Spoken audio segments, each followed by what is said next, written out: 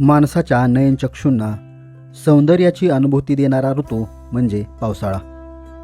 पावसाळ्यात सातारा जिल्ह्याचा पश्चिम भाग हिरवाईने नटून जातो. येथे अनेक धबधबे प्रवाहित होतात.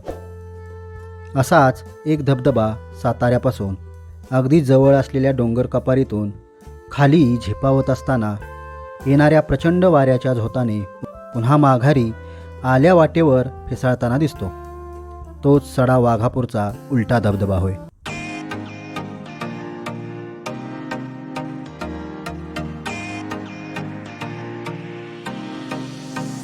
साताऱ्यापासून 45 किलोमीटर अंतरावर असलेला हा धबधबा पाटण तालुक्यात आहे. या ठिकाणी जाण्यासाठी सातारा, पाटण आणि चाफळ येथून वाटा आहेत. पुण्या मुंबईतून येणाऱ्या पर्यटकांसाठी सातारा ते नागठाणे आणि नागठाण्यातून सासपडे, तारळे असा चांगला वहिवाटीचा रस्ता आहे. तारळे गावातून या धबधब्याकडे जाण्यासाठी डोंगरदऱ्यातून जाणारा अतिशय सुंदर असा मार्ग असून याच्या दोन्ही बाजूने हिरवाई पांघरलेला निसर्ग, उताराची भातखाचरांची शेती आणि गोलाकार फिरणाऱ्या पवनचक्क्यांची पाती आपली साथ सोबत करत असतात.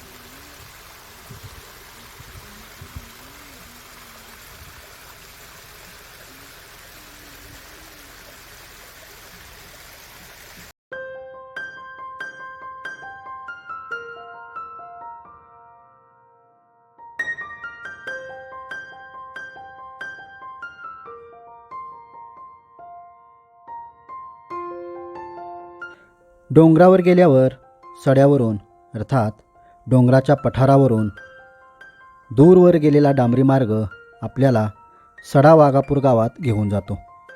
येथे गेल्यानंतर धुक्यात हरवलेला निसर्ग, सुंदर गाव आणि पवनचक्क्या यामुळे आपण वेगळ्याच दुनियेत आलो आहोत की काय असं वाटायला लागतं.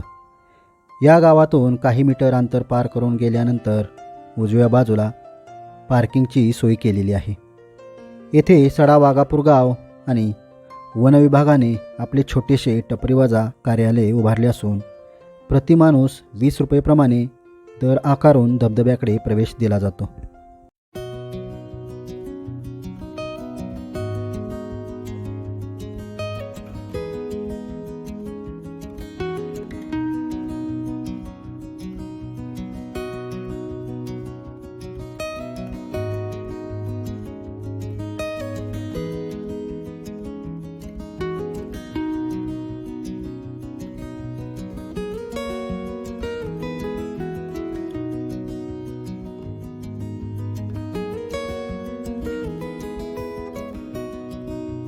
सड्यावर प्रवेश करताच गार वारा अंगाला झोंबत असतो.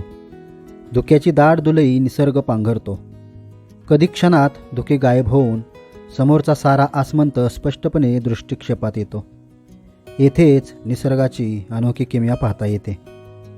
छोटासा ओहोळ कड्यावरून खाली कोसळत असताना वाऱ्याच्या प्रचंड झंझावाताने तो पुन्हा माघारी परततो.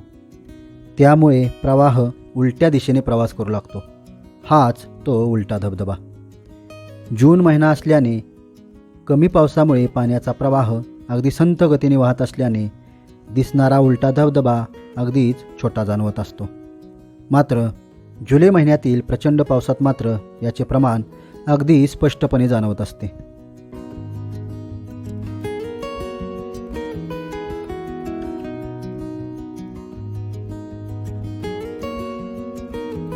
अकस्मात पावसाची एखादी सर येते आणि आपणाला चिंब भिजवून जाते.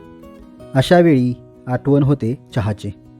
चहा पिण्याचा आनंद लुटून आणि प्रवेशद्वारासमोरच असलेल्या भाजलेल्या मक्याच्या कणसाचा आस्वाद घेत पावसात भिजण्याचा आनंद द्विगुणित करता येतो. शनिवार आणि रविवारी या ठिकाणी भरपूर गर्दी असते. हे दिवस टाळून जाता आले तर निसर्ग, पाऊस, धबधबा, हिरवळ यांचा शांततेत आनंद घेता येऊ शकतो.